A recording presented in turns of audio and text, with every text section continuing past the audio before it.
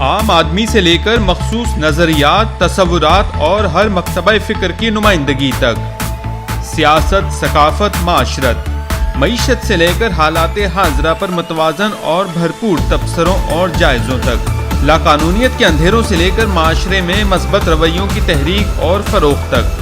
مقامی روایات سے لے کر سیر و سیاحت کے بلند مقامات تک، عوامی مسائل سے لے کر قومی اور ریاستی وسائل تک، تعلیمی پسماندگی سے لے کر علمی، ادبی اور لرننگ کے حوالوں تک۔ اب ہوگی آپ کی بات صرف DNF نیوز پر۔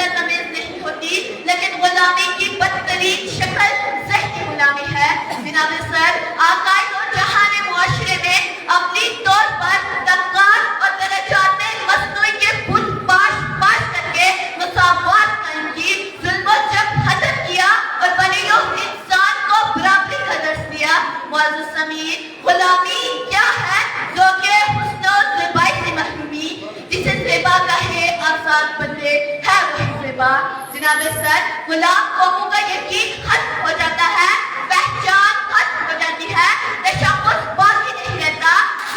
لطیف اور تحجر استعمال ہو جاتا ہے، اپنی فکر و سوچ کھو جاتی ہے، غرض ان کی کوئی شے اپنی نہیں رہتی، ان کے فیصلے کوئی اور کرتا ہے، ان کی تہذیب اور روایات خاک میں مل جایا کرتی ہیں۔ جنگ کر کے فتح حاصل کر کے غلام بنانا اتنا خطرناک نہیں جتنی ذہنی غلامی خطرناک ہے۔ اقبال اسی کو زہر ہلاکت اور قاتل کہتے ہیں۔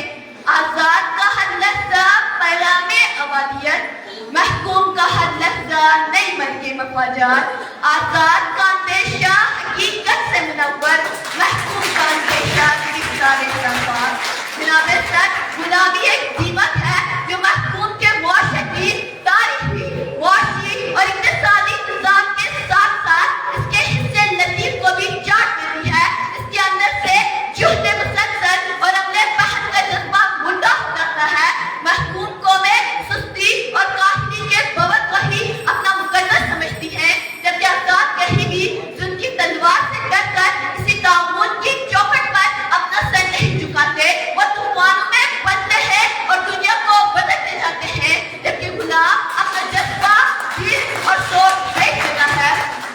جناب سر، غلام کبھی آزاد کی برابری نہیں کر سکتا، محکوم کبھی آزاد کے ساتھ جان نہیں پا سکتا، کیونکہ اس کے پاس وسالت تو ہوتی ہے، بصیرت نہیں، عقل تو ہوتی ہے، دانش نہیں، سماعت تو ہوتی ہے، تدبر نہیں، دل تو ہوتا ہے، جذبہ نہیں، بلکہ یہ تو بھروسے کے قابل بھی نہیں ہوتا۔ واہ شاعر نے کیا خوب کہا ہے، بھروسہ کر نہیں سکتا غلاموں کی بصیرت پر، کہ دنیا میں فقط مد حل کی آنکھ ہے بینا۔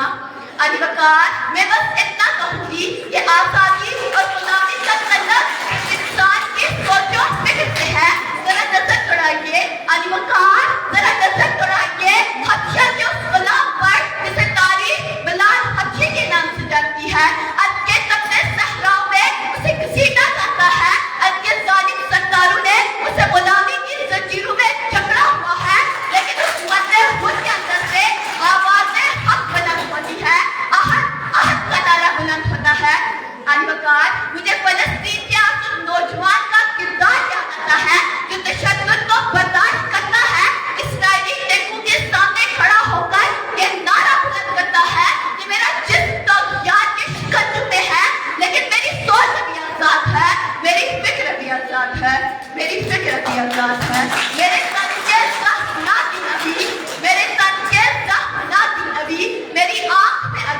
ہے میرے بازو پہ نگاہ کر جو غرور تھا وہ غرور ہے تجھے مان جو